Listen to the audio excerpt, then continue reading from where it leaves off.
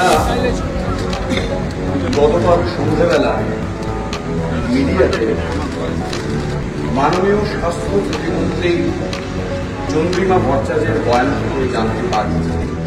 Junior ডাক্তারদের সাংবাদিক বৈঠকের পর অবশেষে নবান্ন থেকে এলো জবাব। চিকিৎসকদের ফের চিঠি দিয়ে আলোচনায় বসার জন্য আহ্বান জানিয়েছেন মুখ্য সচিব মনোজ পন্ত।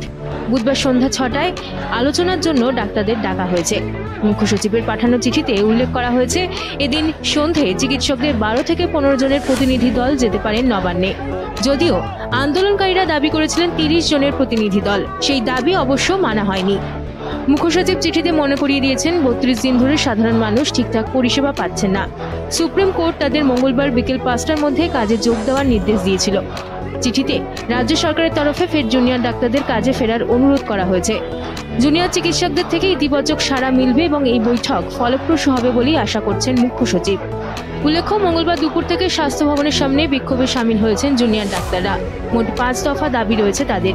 সোমবারই স্বাস্থ্য ভবনের তরফে ইমেল করে আলোচনার জন্য ডেকে পাঠানো হয়েছিল জুনিয়র ডাক্তারদের, কিন্তু ওই মেলে ডিয়ার স্যার বলে সম্বোধন করা হয়েছিল। চিকিৎসকদের অভিযোগ, তাদের আন্দোলনে পুরুষ এবং মহিলারা যোগ দিয়েছেন, ফলে শুধুমাত্র স্যার বলে সম্বোধন করায় তারা অপমানিত হয়েছেন। তারা জানিয়ে দেন আলোচনায় যাচ্ছেন না। দীর্ঘক্ষণ মুখ্যমন্ত্রী অপেক্ষা করে রাতে নবান্ন থেকে বেরিয়ে যান। বুধবার দুপুরে চিকিৎসকরা একটি সাংবাদিক বৈঠকে জানান, নবান্নর পাঠানো মেলের জবাবে বুধবার ভোর 3:50-এ মুখ্যমন্ত্রী মমতা বন্দ্যোপাধ্যায়ের কাছে ইমেল পাঠিয়েছেন তারা। ওই মেলে একাধিক দাবি জানিয়েছেন, পাশাপাশি আলোচনায় আগ্রহী বলেও জানিয়ে দিয়েছেন আন্দোলনরত জুনিয়র ডাক্তাররা। কিন্তু নবান্নের তরফে কোনো জবাব আসেনি বলে দাবি করেন তারা। অবশেষে উত্তর এলো দুপুর 3:21। জুনিয়র ডাক্তাররা আদৌ বৈঠকে যোগ দেবেন কিনা, এর পরবর্তী পদক্ষেপ তাদের কি হবে, সেদিকেই তাকিয়ে সব মহল।